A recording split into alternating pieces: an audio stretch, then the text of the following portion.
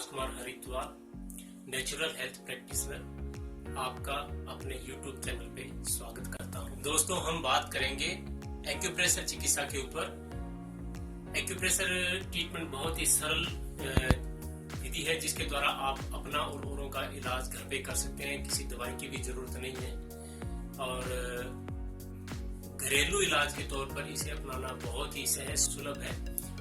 आप इससे अपने तकरीबन सभी प्रॉब्लम्स का ट्रीटमेंट कर सकते हैं, उसमें राहत पा सकते हैं। आज हम बात करेंगे एक्यूप्रेशर के गाइडलाइंस के बारे में। किन किन बातों का ध्यान रखना है, दिशा निर्देश क्या है और सावधानियां क्या क्या रखते हैं एक्यूप्रेशर इलाज के दौरान। आप चाहे इलाज करवा रहे हैं या इलाज कर रहे हैं, आप दोनों के लिए ये बात ध्यान रखना बहुत जरूरी है। एक्यूप्रेशर में इलाज के पूरे रिजल्ट लेने के लिए आपको अपनी प्रॉब्लम्स में पूरा फायदा मिलेगा, इससे आपको हेल्प मिलेगी। सबसे पहली और जरूरी बात यह है कि भी एक्यूप्रेशर खाना खाने के तुरंत बाद नहीं करना, कम से कम 3-4 घंटे के बाद करना है। खाना खाने के बाद आप एक्यूप्रेशर करते हैं तो उसका आपको पूरा फायदा नहीं मिल पाता और हो सकता है कि भी खाना खाने के तुरंत बाद आप एक्यूप्रेशर कर रहे हैं तो गैस्ट्रिक जैसी कुछ चुटपुट आपको समस्या का भी अनुभव हो जाए, जो कि टेम्परेरी होती है लेकिन आपको इलाज में वो विरोध पैदा करती है। इसलिए आप खाना खाने के तुरंत बाद इलाज नहीं करेंगे किसी भी कंडीशन में। और यदि आप एक्यूप्रेशर करवा चुके हैं तो भी कम से कम 2 घंटे तक खाना ना खाएं बढ़िया रिजल्ट लेने के लिए। ये जरूर है कि आप आज के आधा घंटा पहले और आधे घंटे बाद आप गर्म या हल्का गर्म पानी पी सकते हैं, वो आपके इलाज को और ज्यादा प्रभावी बनाता है। दोस्तों, शरीर गीला हो तब भी एक्यूप्रेशर नहीं करना चाहिए। आप जैसे नहाकर निकले हैं, शरीर गीला है अभी, तो तुरंत बाद, नहाने के तुरंत बाद इलाज ना करें। या फिर कोई व्यक्ति बाहर से आया है, आप बाहर से घूम कर आ रहे हैं, पसीना आया हुआ है या कोई दौड़ के आया हुआ है, तो पसीने की कंडीशन में भी शरीर जो गीला होता है तो उस कंडीशन में भी आप इलाज ना करें। बढ़िया रहेगा कि आप थोड़ी देर रेस्ट करें और जब पसीना सूख जाए, आप नॉर्मल हो जाए, उसके बाद आप एक्यूप्रेशर ट्रीटमेंट करें तो ज्यादा अच्छा है। शरीर के जिस भाग पर आपने एक्यूप्रेशर करना है, यानी कि जो एक्यू पॉइंट्स है हमारी बॉडी के जिन पर दबाने से ट्रीटमेंट होता है, आप ये पहले देख लें कि उस पॉइंट पर जहां से आपने दबाना है वहां पर ऑलरेडी पहले से बहुत ज्यादा दर्द हो या कोई फोड़ा फुंसी हो, कटा हो, जला हो, कोई स्किन प्रॉब्लम हो, स्वेलिंग हो, अंदर कोई गांठ हो या फिर रेडिश है, बहुत जैसे लाल हुई है त्वचा, तो ऐसी कंडीशन के अंदर आप वो एक्यू पॉइंट जो है उसको नहीं दबाएंगे, उसका इस्तेमाल नहीं करेंगे, जबकि आप किसी और अल्टरनेटिव पॉइंट का यूज कर सकते हैं। एक्यूप्रेशर के अंदर जैसे मेडिसिन में बहुत सारे ऑप्शंस होते हैं, एक दवाई नहीं काम कर रही दूसरी के ट्राई किया जाता है, वैसे ही एक्यूप्रेशर के अंदर आपके पास बहुत सारे पॉइंट्स होते हैं। आप एक पॉइंट का इस्तेमाल नहीं कर पा रहे हैं, वहां पे कोई प्रॉब्लम है उस पॉइंट के जगह पे, तो आप दूसरे किसी पॉइंट का चयन कीजिए और उसके ऊपर आप एक्यूप्रेशर ट्रीटमेंट दीजिए, ये ज्यादा सेफ है।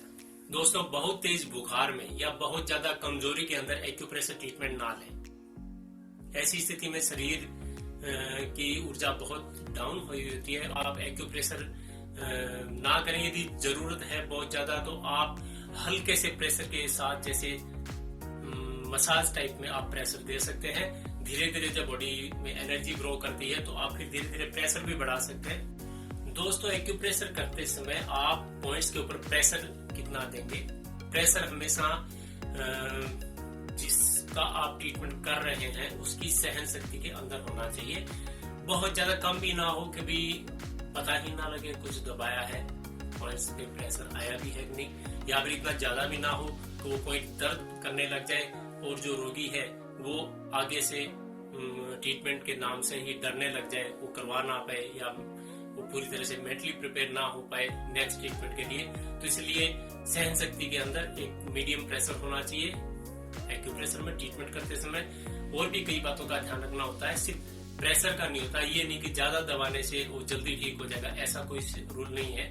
तो इसलिए प्रेशर को आप नॉर्मल रखें, नॉर्मल से थोड़ा ज्यादा रखें, लेकिन जो ट्रीटमेंट करवा रहा है उसकी सहन शक्ति के अंदर होना चाहिए, उससे टॉलरेट हो रहा हो इतना प्रेशर ही दें। दोस्तों, ध्यान रखें जिस व्यक्ति का हम इलाज कर रहे हैं वो एक आरामदायक स्थिति में बैठा हो कंफर्टेबल हो। यदि बैठने में कंफर्टेबल नहीं है तो आप लेटा करके ट्रीटमेंट करें, क्योंकि शरीर पर कुछ पॉइंट बहुत ही ज़्यादा संवेदनशील होते हैं, सेंसिटिव होते हैं, जिनके ऊपर बहुत ज़्यादा या गलत ढंग से दिया गया प्रेशर उचित नहीं होता। आपका भी एक कंफर्टेबल पोजीशन में होना बहुत ज़रूरी है, क्योंकि जब आप प्रेशर देते हैं तो आप जब एक सहज पोजीशन में होंगे तभी आप प्रॉपर प्रेशर दे पाएंगे पॉइंट के ऊपर। नहीं तो प्रेशर या तो कम रह जाएगा या ज़्यादा देंगे तो दोनों ही इलाज के लिहाज से ठीक नहीं है। दोस्तों, चलते फिरते या खड़े खड़े पोजीशन में ट्रीटमेंट करना, किसी भी एक्यू पॉइंट के ऊपर प्रेशर देना ठीक नहीं है। कुछ पॉइंट्स होते हैं जो वर्जित होते हैं। वैसे तो बीमारियों के चैप्टर में हम देखेंगे कि भी कौन सी पॉइंट को दबाते समय किन बातों का ध्यान रखना, उसके अंदर सारी चीज़ों का एक्सप्लेनेशन आएगा। लेकिन फिर भी आप ध्यान रखें कि चलते फिरते और खड़े रहकर आप पॉइंट्स ना दबाएं। दोस्तों, बच्चों, बुजुर्गों, हार्ट पेशेंट और बीपी पेशेंट्स का इलाज करते समय प्रेशर कम रखना चाहिए। हल्के प्रेशर के साथ इनका इलाज करें। बच्चों के अंदर मसल्स पूरी तरह से डेवलप नहीं हुए होते और बुजुर्गों में कमजोर हो चुके होते हैं, इसलिए इनको प्रेशर कम देना चाहिए। और हार्ट पेशेंट, बीपी पेशेंट्स को भी इसी तरीके से इलाज करते समय कम प्रेशर के इस्तेमाल करें। धीरे धीरे जब रोग की स्थिति ठीक होती है, इम्प्रूवमेंट आ जाता है, धीरे धीरे आप प्रेशर भी बढ़ा सकते हैं, थोड़ा स्ट्रॉन्ग स्टिमुलेशन दे सकते हैं। दोस्तों, रोगी यदि नशे की स्थिति में, चाहे उसने किसी भी तरह का नशा किया हो, उसका इलाज उस वक्त ना करें। इलाज करते समय नशे में नहीं होना चाहिए, नॉर्मल होना चाहिए। नशा किया हुआ है तो इलाज नहीं करेंगे। वैसे एक्यूप्रेशर इलाज से किसी भी तरह का नशा हो, एक लंबे ट्रीटमेंट के साथ छुड़ाया जा सकता है, लेकिन नशे की स्थिति में इलाज नहीं करना। दिमाग से संबंधित कोई भी प्रॉब्लम हो, ऐसे रोगी को या दिमागी रोगी को आप तेज ब्रेन पॉइंट ना दे। प्रेशर ओवरऑल हल्का रखना है, लेकिन जो ब्रेन के पॉइंट्स बनते हैं, स्पेशली उन पॉइंट्स के ऊपर आप बहुत ही कम प्रेशर रखेंगे। उनका स्टिमुलेशन सॉफ्ट होना चाहिए।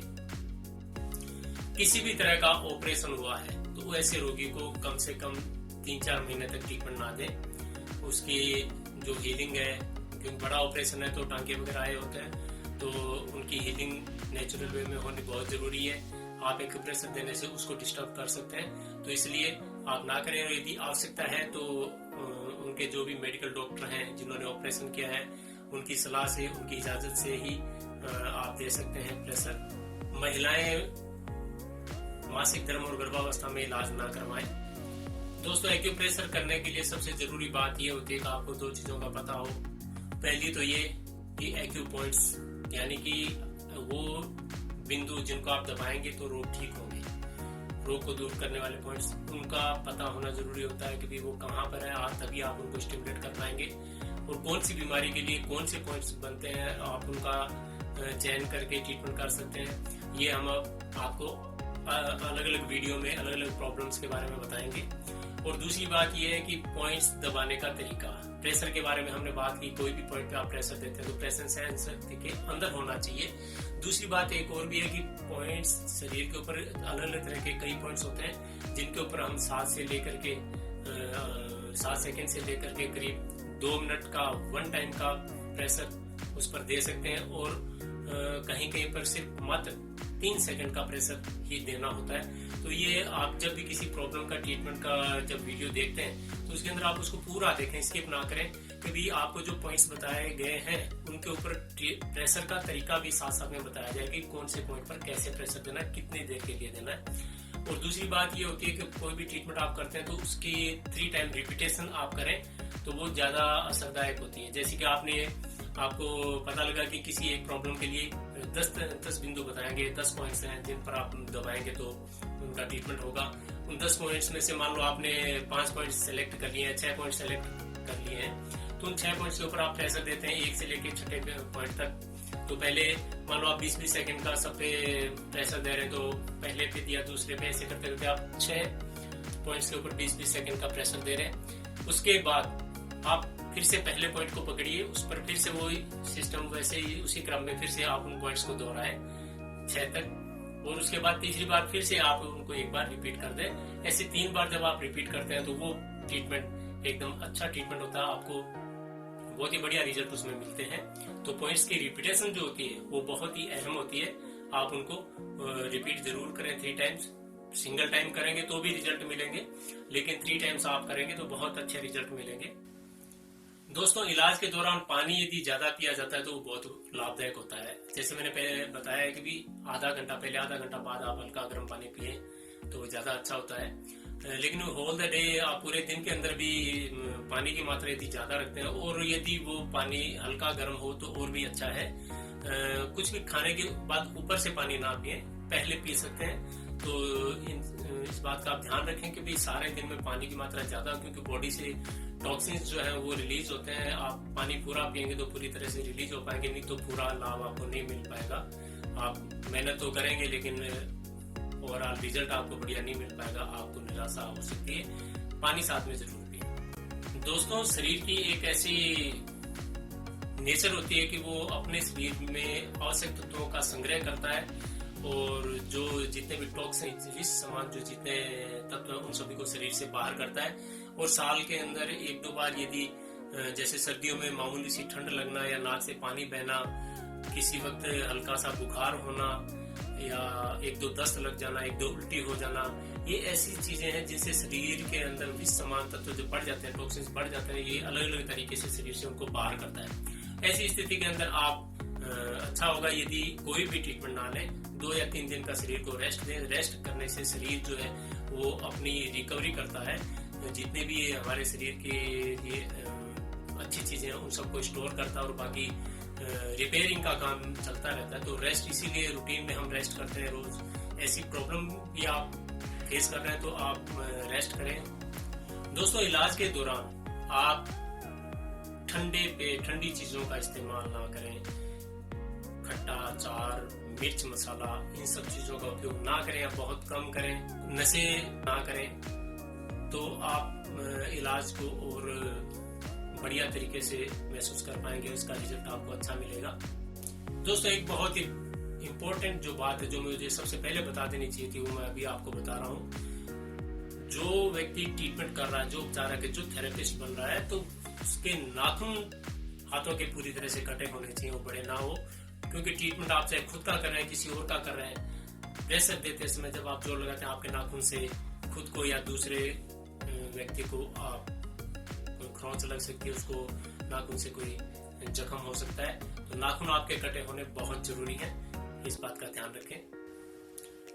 दोस्तों, पूरे विश्वास के साथ और लगन के साथ आप नियमित रूप से यदि एक्यूप्रेशर ट्रीटमेंट लेते हैं तो आपको अवश्य ही फायदा होता है। कई बार टाइम ज्यादा लगता है क्योंकि एक्यूप्रेशर ये एक प्राकृतिक चिकित्सा पद्धति है जिसमें रोग जो है जड़ मूल से नष्ट होता है। तो इसके अंदर आपको बाहर असर दिखते दिखते थोड़ा टाइम लग जाता है, आपको थोड़ा सेंस करना है और संयम के साथ आप धीरे धीरे इसको कंटिन्यू करते जाएं, आपको लाभ जरूर होगा। दोस्तों, उम्मीद करता हूँ मेरा ये वीडियो आप सबको पसंद आएगा और आगे भी मैं आपको अलग अलग प्रॉब्लम्स के लिए कैसे एक्यूप्रेशर करना उसके वीडियो देने वाला हूँ। आप सभी का यहाँ मेरे इस वीडियो को देखने के लिए बहुत बहुत धन्यवाद। मैं परमपिता परमेश्वर से प्रार्थना करता हूँ, उनका धन्यवाद करता हूँ जिन्होंने मुझे आज आपसे जोड़ा, आप तक ये नॉलेज बांटने का मुझे मौका मिला। बहुत बहुत धन्यवाद। नमस्कार।